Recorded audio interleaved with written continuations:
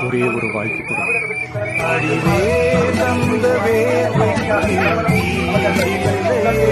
23ஆம் தேதி காலையில சும்மா பக்காவா ரெடி ஆயிட்டு வீட்டுல இருக்கிற சாமியெல்லாம் கும்பிட்டுட்டு உங்க ஓட்டர் ஐடி கார்டு கையில எடுத்துக்கிட்டு முதல்ல பூத்துல போய் நின்று அந்த விசில் சின்னத்துக்கு நேரா இருக்கிற அந்த பட்டனை ஒரு அழுத்துங்க. உங்க மகனுக்கு உங்க அண்ணனுக்கு